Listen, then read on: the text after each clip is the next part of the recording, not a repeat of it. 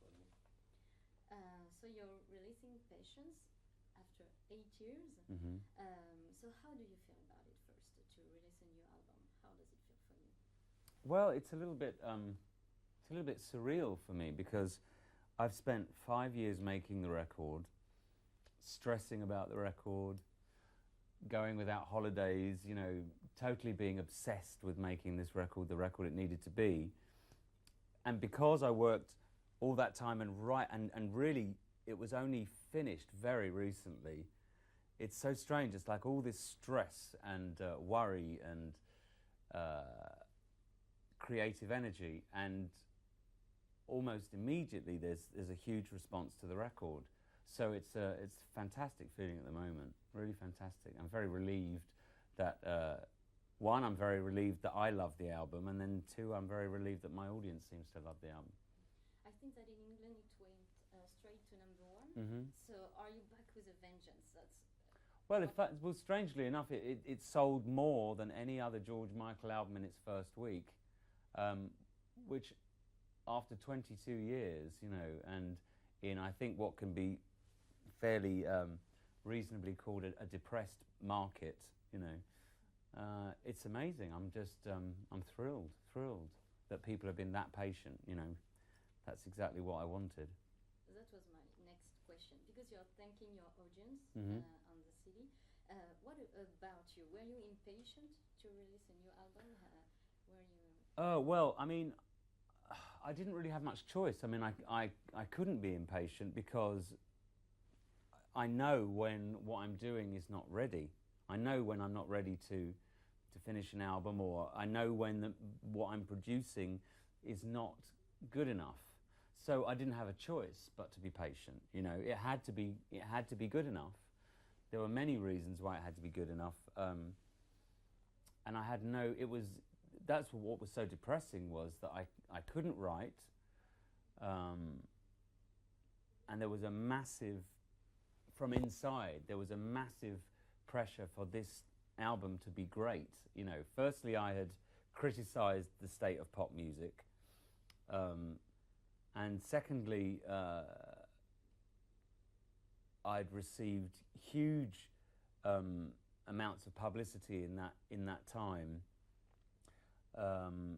That would look like, that kind of felt like they needed to be justified by a great album, you know, a great record.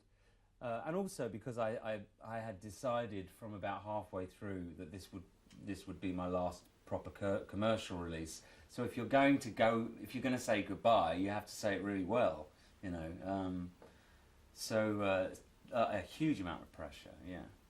And you're thanking all the people that work with you during these 5 years too. So does it mean it's hard working with you, or are you a perfectionist? It's not hard from the point of view of, I'm not someone that throws tantrums in the studio, or you know, we have a really good laugh at work. I've got the people that work with me are great friends as well. But I'm not difficult to work with on the day-to-day level. But for anyone who's working on a project, 5 years is a long time to stick with one artist who is trying to regain his creativity, you know.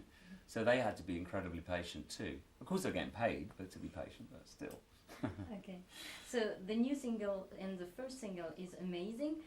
Why did you choose this one in particular? I didn't actually. I didn't. I wasn't. There's another track on the album that I wanted to be the first single, because I knew that Amazing would be a very big hit. It was very obviously written for the radio, and very summery and everything. And I kind of thought springtime I wanted to release something different. But eventually, you know, but this was obviously the song that would set up the album the most commercially. But I nearly didn't do it. I mean, I nearly did my usual and tried to do it the hardest way possible. But in the end, the record company persuaded me that this was the single. Because I thought it's very optimistic, actually. For me, yeah, especially for me. Yeah. For George Michael to be singing about love, and it's not complicated. Yeah, because to me the key word is celebrate, like celebrate life, love. Do you think it can maybe sum up the message of the album too, to celebrate life you're living and people you're loving and everything? I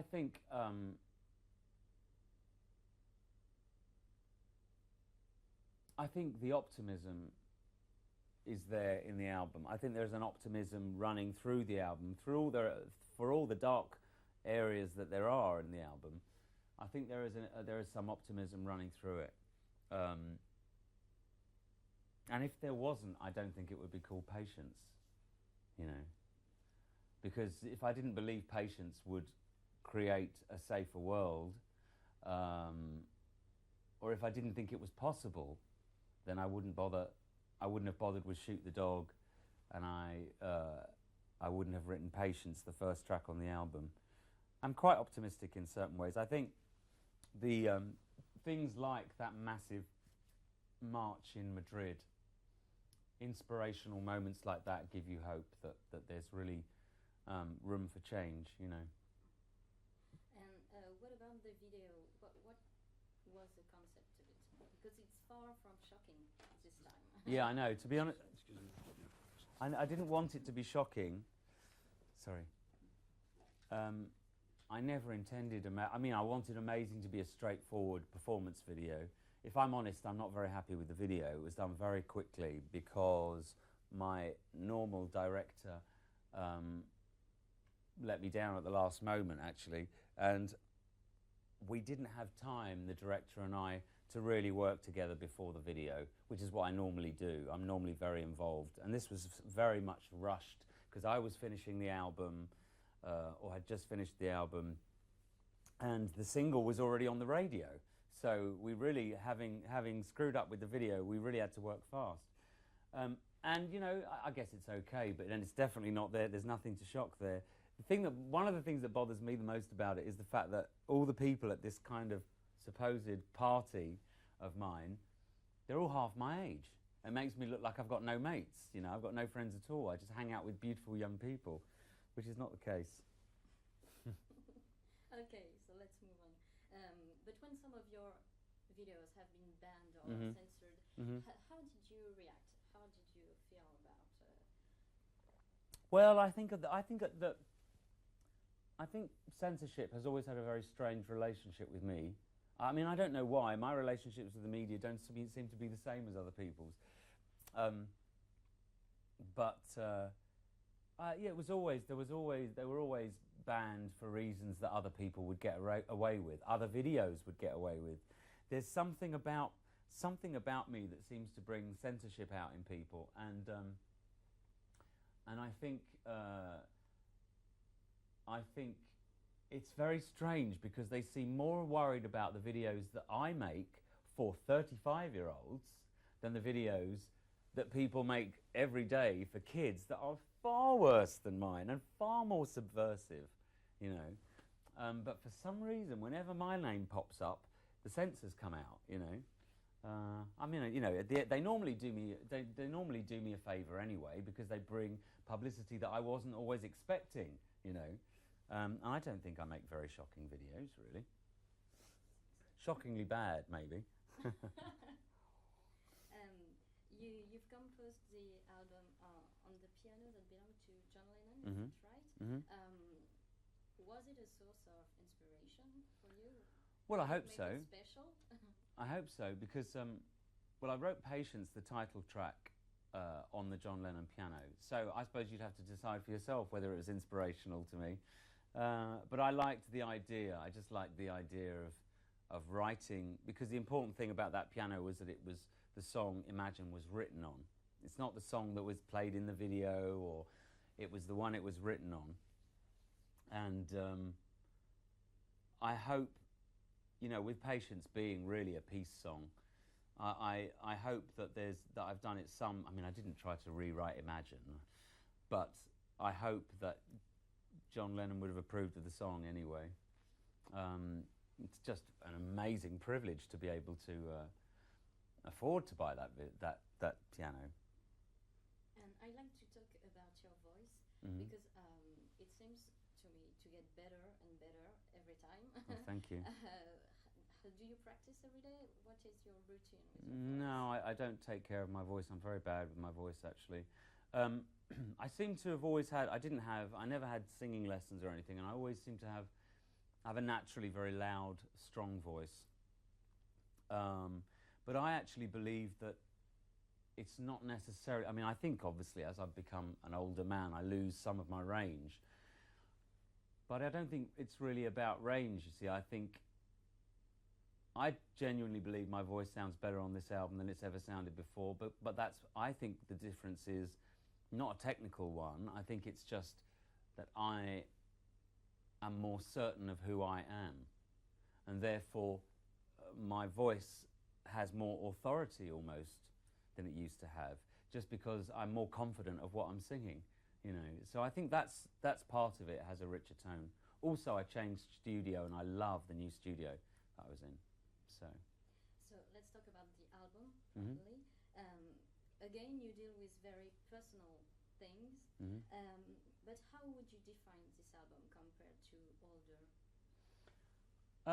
Some of it is a lot less personal than older, because some of it is social commentary, you know, whether it be Shoot the Dog or Freak, or, you know.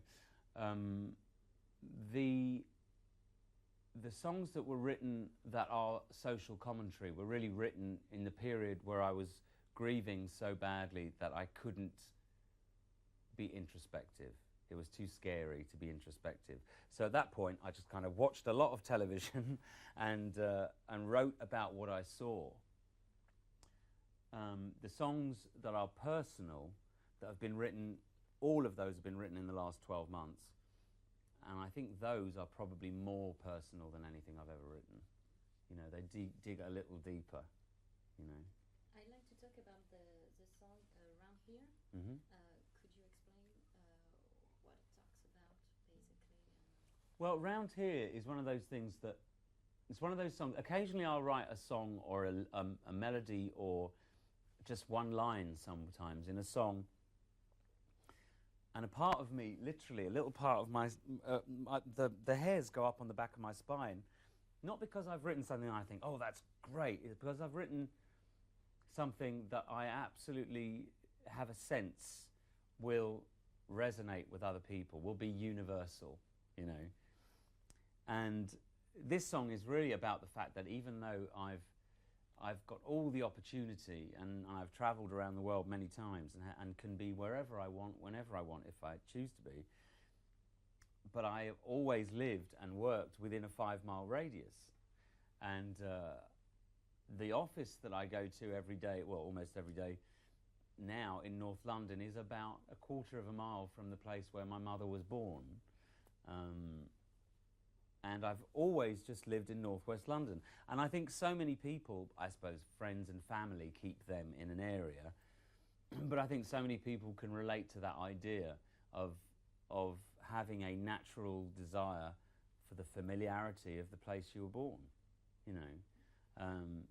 And I think that that's something that people seem to really register. They like this song very, very. It's one of the, if not the most, next to Amazing, it's the one that people have responded to the quickest. And I think it's because of the lyric.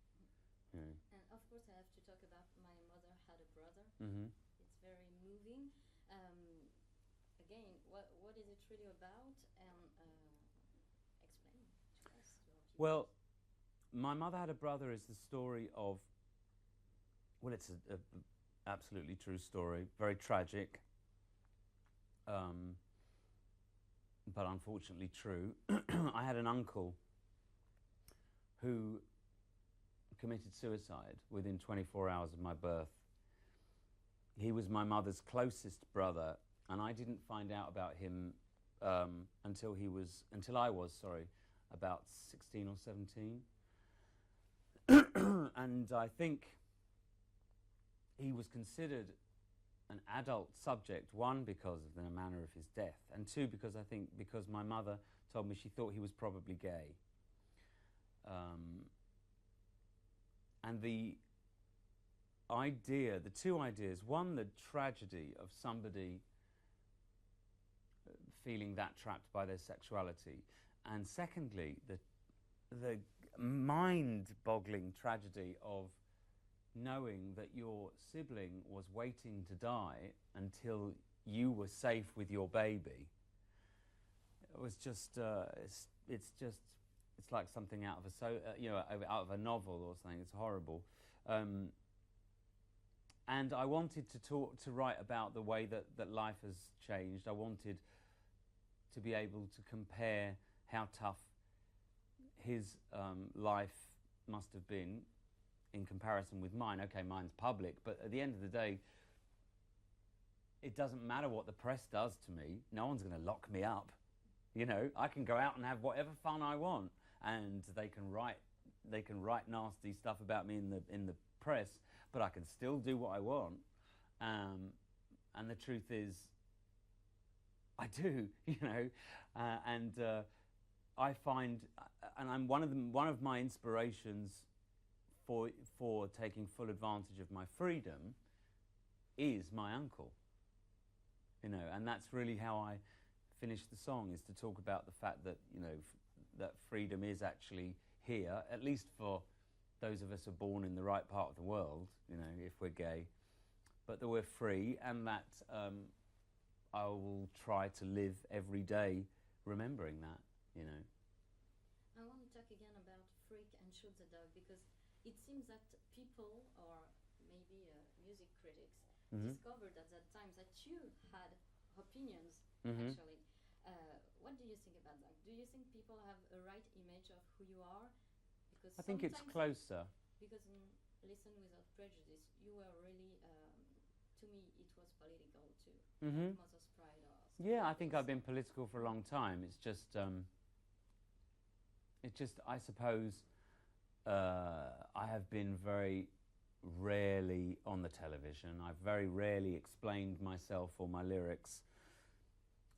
So, yeah, and in the modern media, people don't look very hard. I've been political since the beginning of Wham. We did things that were political and out of the ordinary all the way back then. But and then for some strange reason, when I write a political record that's direct and is a single as opposed to an album track or whatever, everyone jumps all over me as though I have no previous record of it.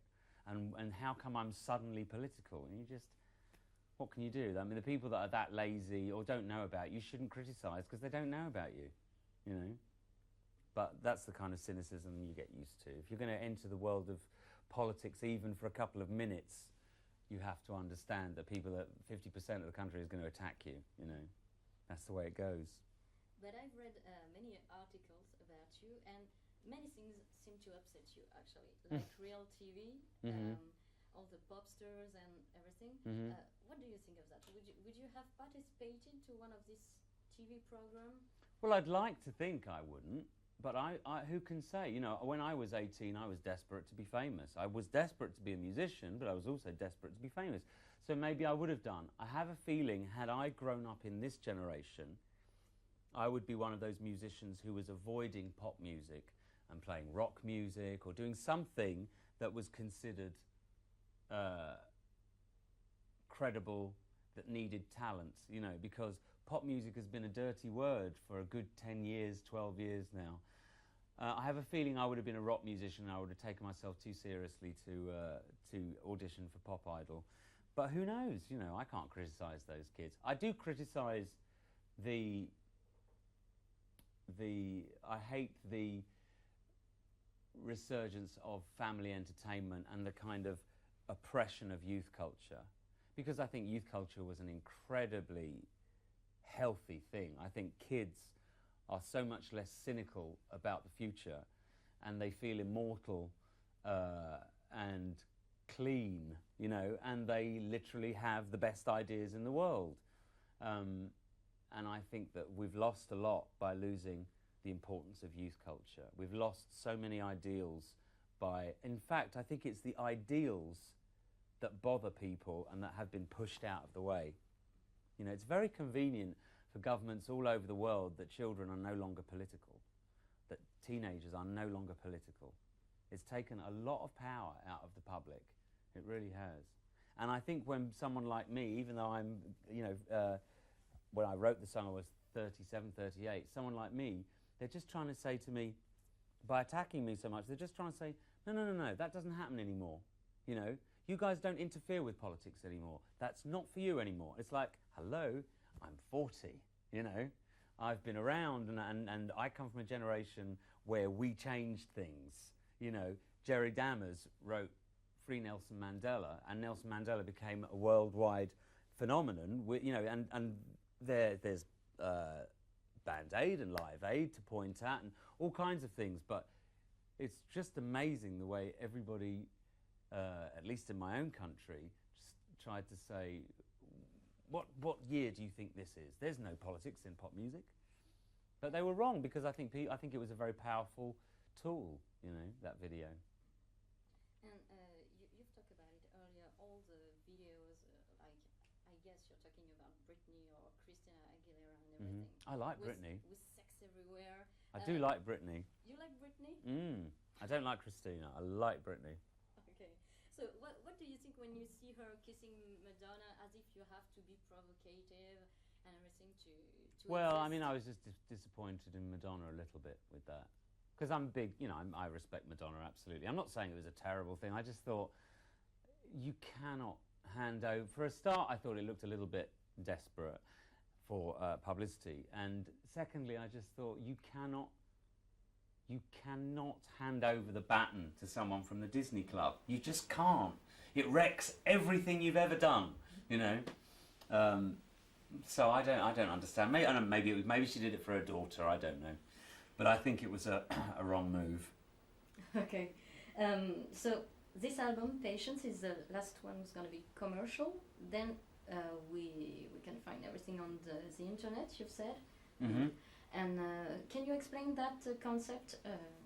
Well, the concept, it comes in two halves, this concept. Basically, the first half of the idea is for me to find a way to avoid recreating the situation where Patience was a 5-year obsession, which really took away from my life a huge amount of time and pleasure out of my life. I literally didn't have a holiday, still haven't had a holiday for about 3 years, you know, just thinking all the time, the album's nearly ready, but so I'd like to prevent that.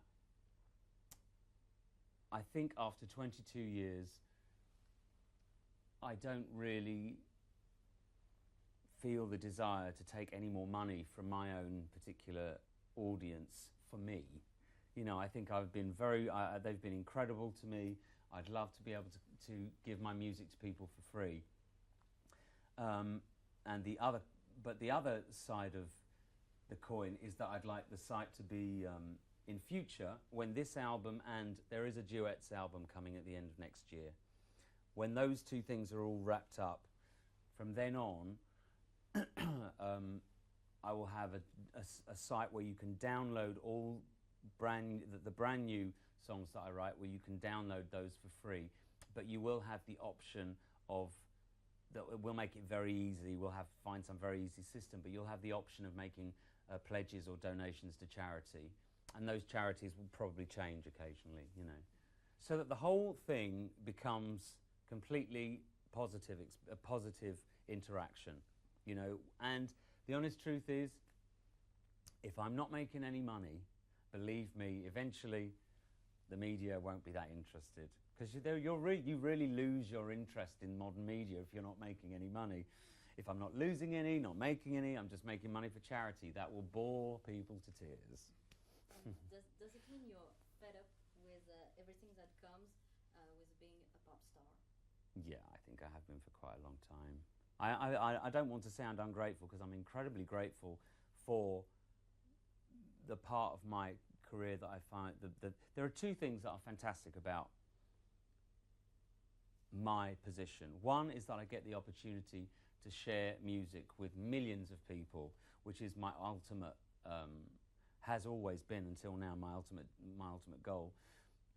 And secondly, what was the question? I'm sorry. I'll say secondly again. The question was, does it mean you're fed up with everything? Oh, that's that right. comes Yeah. From being a pop star? Yeah.